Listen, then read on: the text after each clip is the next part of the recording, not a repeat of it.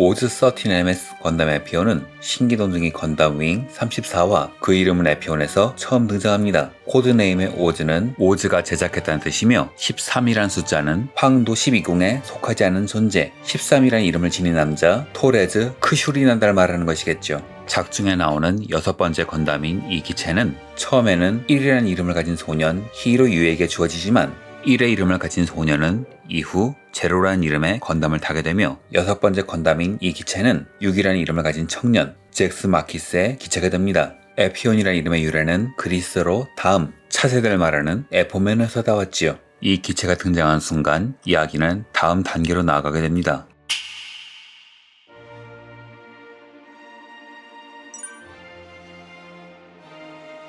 오즈의 총수에서 물러난 토레즈는 5개의 건담과 톨기스의 데이터를 바탕으로 그리고 에이전트를 통해 훔쳐낸 윙제로의 데이터를 바탕으로 자신이 유폐된 룩셈부르크의 고성에서 한 모빌슈츠를 비밀리에 제조합니다.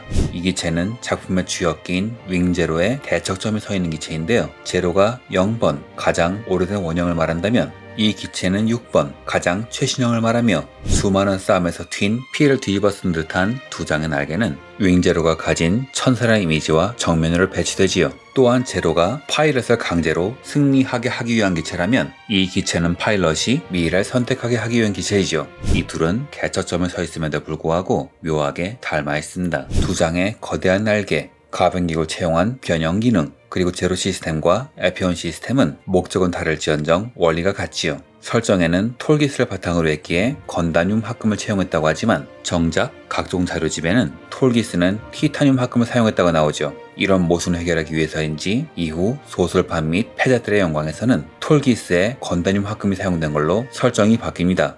ここに君の今後の生き方を示す道しるべがある。新型が名をエピオンと付けさせてもらった。この機体は戦う敵の姿と、そして自分自身の未来をパイロットに見せてくれる。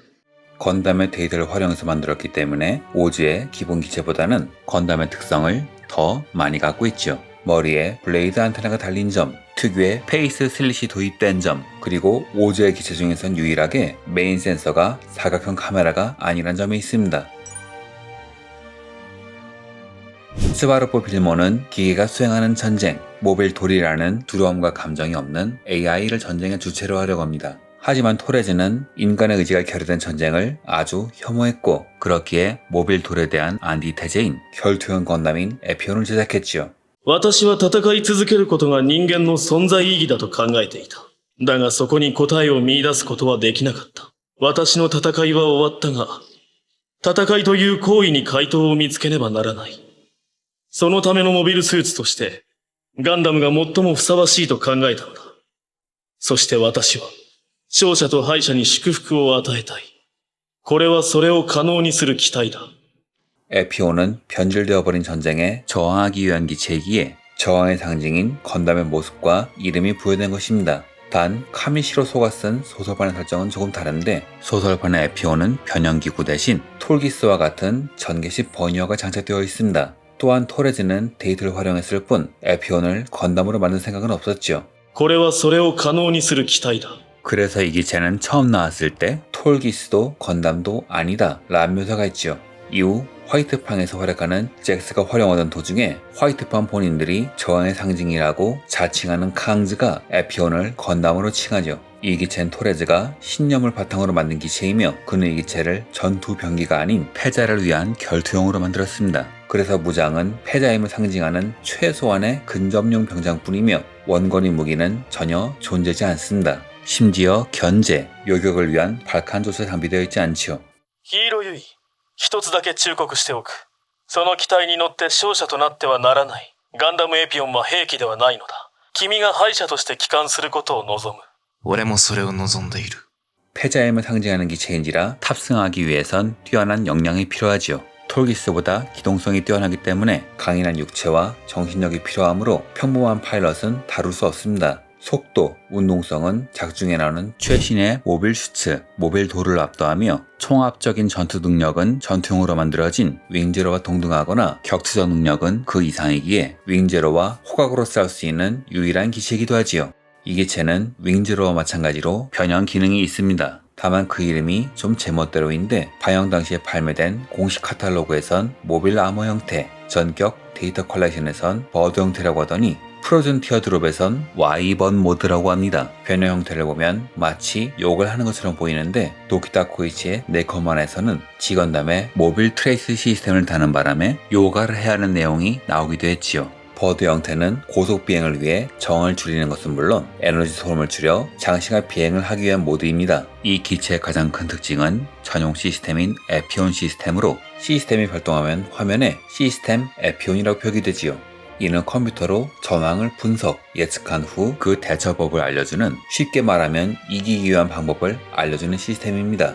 하지만 파일럿의 뇌에 여러 가지 정보를 넣는 바람에 평범한 파일럿의 경우에는 정신 붕괴가 일어나며 심지어 경우에 따라선 미쳐버리기도 하는 위험한 물건이죠. 기본적으로는 윙제로의 제로 시스템과 같기 때문에 일부 자료에선 그냥 제로 시스템이라고 합니다. 다만 세부적인 차이가 있는데 에피온은 전용 헤드마운트 디스플레이인 데이터 헬멧을 사용하므로 다른 건담류에 비해 인터페이스가 극단적으로 적습니다. 이후 화이트펜에서 개조한 것인지 잭스는 헬멧을 쓰지 않는데요. 작품의 연출상 헬멧을 벗고 자신을 찾은 잭스에게 굳이 다시 헬멧을 씌울 이유가 없기 때문이겠죠. 패자의 힘을 증명하기 위한 결투용 기체인지라 무장은 그리 풍부하지 않습니다. 허리 오른쪽에는 대형 빔 소드가 내장되어 있지요.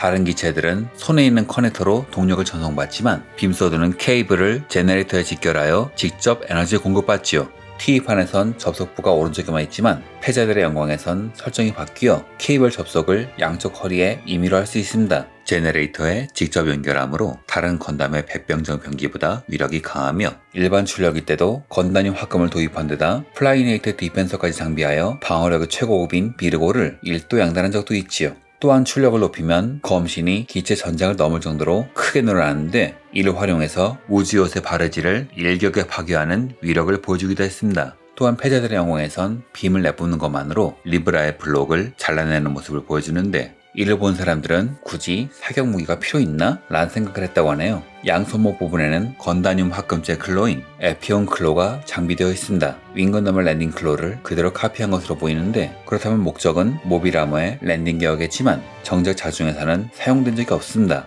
왼팔에는 건다늄 합금제 에피온 실드가 장비되어 있습니다. 실탄, 빔 양쪽을 막아낼 수 있는 내구력을 갖고 있으며 근접 전투를 위해 크기는 소형입니다.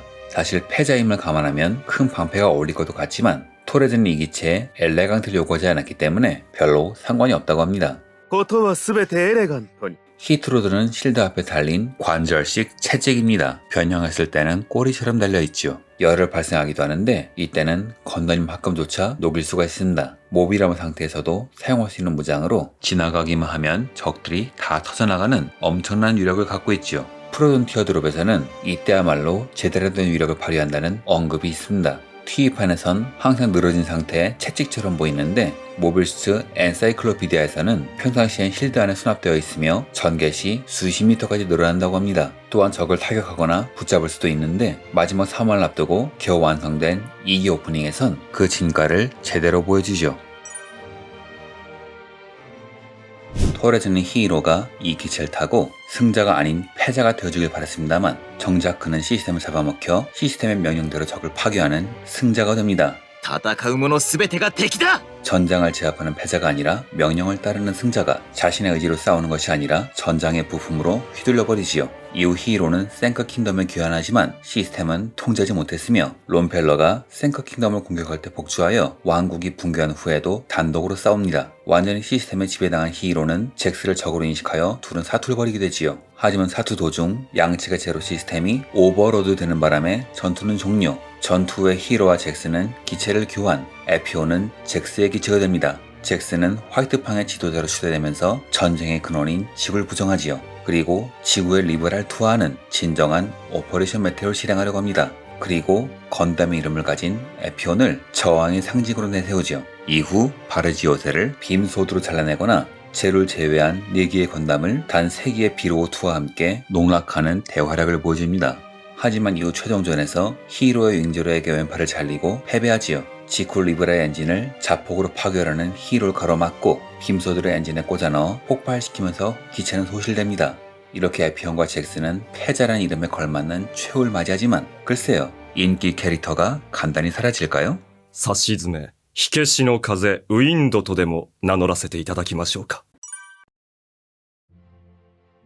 여담이지만 건담 윙의 제작 환경은 정말 엉망진창이라 2기 오프닝이 불과 최종화 3화 전에 완성될 정도로 상황이 엉망이었죠. 타카마츠 신지가 불굴의 투혼을 발휘하여 겨우 정리했는데, 그래서 이 작품은 감독이 간판된 후부터 타카마츠 씨가 부임할 때까지의 공백, 그리고 최종화 부분에서 온갖 문제가 터집니다. 그 중에 하나가 바로 설정에도 없는 발칸볼 쓰는 장면이죠. 이 발칸은 당시에 발매된 어떠한 설정집, 프라모델, 완구에도 묘사되어 있지 않는데 2007년에 발매된 모비스추 엔사이클로피디아에서는 화이트팡에서 개선하는 과정에서 장착되었다는 설정이 추가되었습니다. 실은 엉망진창인 제작 환경에서 발생한 실수의 잔해겠지만요. 그리고 폐영에서는 가도키 하지메 버전이 등장합니다. 다른 5개의 건담은 엔드레스 왈츠의 극장판 공개를 기념하여 디자인한 것이지만 이 기체는 차기작을 위해 디자인한 것인지라 그 시기가 가장 늦지요. 그래서 경우에 따라선 리파인된 줄 모르는 사람도 많습니다. 다른 기체들보다 어레인지가 덜한 편인지라 큰 차이가 없어 보이지만 모비라모 형태 때 기수가 쌍두룡처럼 변하는 전개, 날개 전개 기믹이 추가되었으며 그 외에 변형체의 형태도 미묘하게 바뀌었지요. 또한 실드에는 히트로드를 완전하게 수납할 수 있는데 이는 그가 디자인한 톨기스 3에서 가져온 것이죠. 또한 빔소드의 에너지 공급용 케이블은 탈 부착식으로 바뀌었습니다. 디자인만이 아니라 설정도 살짝 바뀌었는데 폐형에선 토레즈가 프로토 제로의 설계도를 바탕으로 코어부터 제작한 기체가 되었죠. 심지어 오퍼레이션 메테오 이전부터 개발이 진행되었다는 설정이 추가되었습니다. 이러면 6번째로 제작된 건담이 아니라 6번째로 등장한 건담이 될 텐데 사실상 6번째로 등장한 건담은 영호긴 윙제론이 어색하긴 하네요. 마찬가지로 무기는 최소한만 달려있는 기체였지만 이후 미리알드가 화이트팡에 들어가면서 슈트룸 운드 드랑이란 추가 장비가 생깁니다. 이 이름은 기동문수선 지건담에 나오는 건담 슈피겔의 기술과도 이름이 같은데 뜻은 질풍노도, 혁명, 파란이라는 뜻이 있지요. 빔소드와 마찬가지로 실드에서 뻗어나온 케이블에서 에너지를 공급받으며 양팔에 장착한 방어 형태인 디펜서 모드를 쓸 경우 메리크리우스의 플래네이트 디펜스에서 응용한 에너지 필드를 펼칠 수 있죠. 이는 윙제로의 트윈 퍼스 라이플의 최대 출력도 완전히 막아낼 수 있는 치트 수준이라고 합니다. 또한 빔소드에 그립을 장착하면 공격 형태인 스바이 핸더 모드를 쓸 수 있는데요. 원래부터 고출력이었던 날이 한층 더 강해집니다. 최대 출력일 경우 날 길이가 50m에 달한다고 하네요. 윙건담 TV판의 기체들은 OBA에 밀려 그리 좋은 대접을 받지 못했죠. 기존 제품은 색분할도 별로고 관절도 약해서 인기가 없었습니다. 변형 기체임에도 변형이 어정쩡했고 격투형 기체임에도 움직임이 어정쩡했죠. 그래서 제대로 된 제품이 나온 것은 2010년에 나온 MG가 처음이었습니다. 이 제품은 가도켜짐액을 리파인한 패자들의 영광 버전인지라 다른 5개의 건담보단 덜하지만 개선점이 꽤 있었죠. 제품은 멋있지만 내구도가 낮아서 가지고 놀기엔 부적합했습니다. 2023년엔 RG가 발매됩니다. MG가 패자들의 영광 버전이라면 RG는 T 버전이지만 MG판, 즉 가도키아짐의 오리지널 디자인이 많이 도입되어 있지요. 변형했을 때 와이번 모드가 그 흔적 중 하나입니다. 제품은 세련되게 잘 나왔으며 히트로드의 다중 성향은 감탄을 자아내게 하지만 사실 좀 뜬금없는 라인업이긴 합니다. 윙제로가 모형화된 것이 2014년이며 2016년엔 윙건담 엔드레스 왈츠판, 그 이후 2021년에 T판 윙건담이 RG로 나오나 했더니 갑자기 윙제로 T판도 아니고 에피온 T판으로 건너뛴 겁니다. 이쯤 되면 그 기준이 뭔지 상당히 궁금해지죠. 제 생각엔 일종의 방침 변호가 아닌가 싶어요. 예전엔 한 시리즈의 기체는 한 등급에서 모두 모형을 했었습니다. 그런데 지금은 그렇게 하지 않고 등급에 상관없이 각 제품에 맞는 등급에 각 제품을 맞춰 넣는 것 같아요. 인기가 상대적으로 덜하고 복잡한 디테일이 필요 없는 것은 HG로 내고 인기 있거나 혹은 복잡한 무언가가 도입되어 HG로 표현하기 어렵거나 단가가 많이 올라가는 제품은 차라리 더 비싼 가격인 RG로 제대로 내주는 거죠. 그러니 아마 한 등급으로 모으는 것에만 집착하지 않으면 윙 시리즈는 전부 다 모을 수 있지 않을까요? 그러고 보니 윙건담 RG판은 새처럼 움직이는 오리지널 기믹이 있었죠. 에피온 RG의 와이번 모드와 일종의 통일성도 보이네요.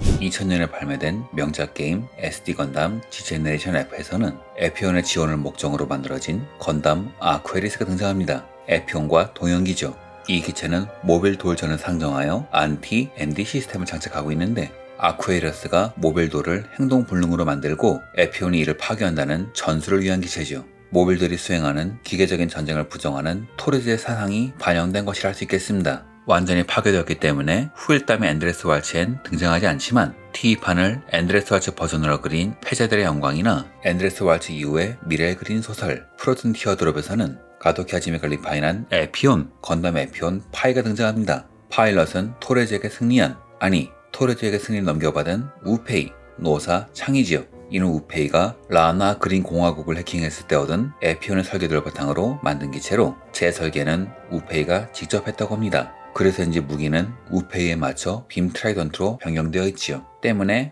우페이 특유의 전투 방식을 이어받고 있으며 그는 이 기체를 죽은 아내의 이름을 빌려 나타쿠라고 부릅니다. 컨셉이 다름에도 불구하고 패자의 의지를 제대로 이어받은 것이죠. 이상으로 영상을 마칩니다. 시청해주셔서 감사합니다.